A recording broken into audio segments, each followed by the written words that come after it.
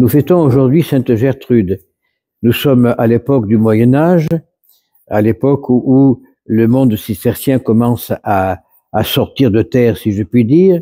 Beaucoup de moniales bénédictines quittent l'ordre bénédictin pour rejoindre les cisterciens, ce que fait Gertrude, et elle devient à la fois fille de Saint Benoît et de Saint Bernard. Et toute sa vie a été vécue selon la règle bénédictine et par rapport aux écrits de Saint Benoît, de Saint Bernard. Et elle est une des premières à initier, si je peux employer ce terme, la dévotion au cœur de Jésus. Comme c'est une des grandes mystiques du Moyen-Âge. Elle s'est basée surtout sur la règle de Benoît, parce que dans presque tous ses écrits, elle fait référence à la règle, et surtout aux lettres de Saint Bernard, les amitiés de Saint Bernard, lettres au moine Adam, lettres à l'abbé en Angleterre.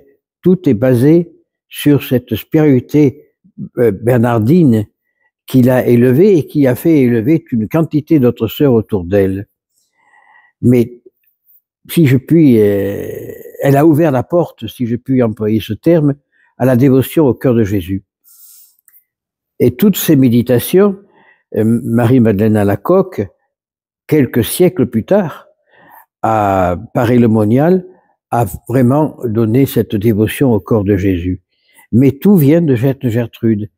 Cette Gertrude qui a vécu dans toute humilité dans son cloître, comme cistercienne pure et dure, parce qu'elle était, d'après ses écrits, très dure dans sa règle, dans la vie monastique, la vie cistercienne, la vie d'abandon total à la pauvreté et à la règle de Benoît.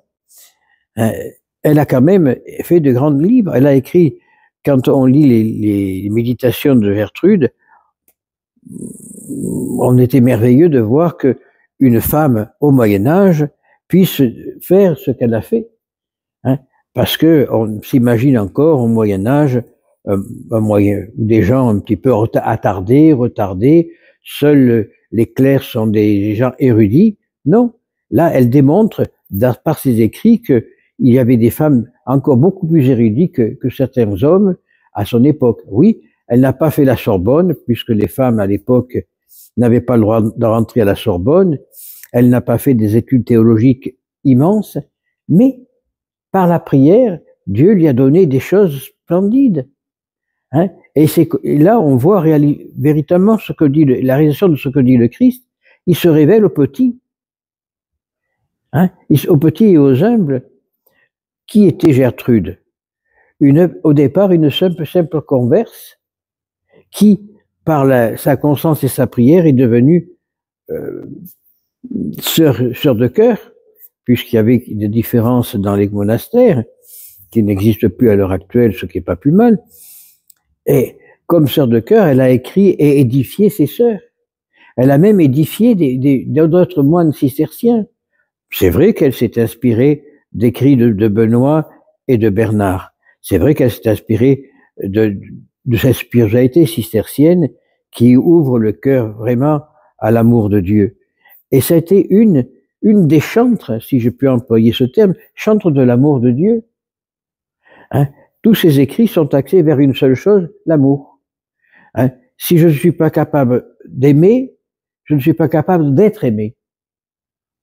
C'est ce qu'elle dit. Et c'est vrai, si on n'est pas capable d'aimer les autres, comment peut-on se sentir aimé par les autres? C'est une concordance merveilleuse. Et quand elle dit, mon bonheur, c'est de me cacher dans le cœur de Jésus. Ben, quelques siècles plus tard, c'est ce qu'elle dit Marie-Madeleine Alacoque. Je dirais que Marie-Madeleine, elle a copié Gertrude. Elle s'est inspirée des écrits de Gertrude pour pouvoir faire gravir les sceaux de la Visitation. Eh bien, on n'en parle pas. Pour moi, je dirais que je n'ai rien comme la petite Thérèse, loin de là. Mais on a dit, la petite Thérèse, pour les 4 livres qu'elle a écrits, docteur de l'Église, mais Gertrude devait être docteur de l'Église. Quand on lit ses écrits, on voit vraiment qu'elle est inspirée par Dieu. Enfin, je ne suis pas le pape pour décider si elle est ou non docteur de l'Église, mais pour moi, je vois à travers Gertrude, docteur de l'Église, à l'enseignement du cœur de Jésus, l'enseignement de ce cœur merveilleux qui nous ouvre la vie. Et elle le dit clairement dans beaucoup de ses écrits. Si je ne me sens pas aimé par ce cœur qui s'est donné pour moi, comment puis-je aimer les autres avec un cœur de pierre? Donc, essayons de nous inspirer de cette spiritualité, de cette Gertrude, pour pouvoir grandir non simplement dans le cœur de Dieu, mais faire grandir les autres. Parce que notre rôle, c'est pas d'essayer tellement, nous, de grandir, mais c'est d'aider les autres, par notre exemple et notre vie, à grandir. Si nous ne sommes pas capables de prêcher cet amour de Dieu, si nous ne sommes pas capables de vivre de cet amour de Dieu, alors à quoi on sert? Et Gertrude l'avait très bien compris. Elle, dans tous ses écrits, on voit, quand on médite ses écrits, on voit qu'elle chemine par amour, pour amour et par l'amour.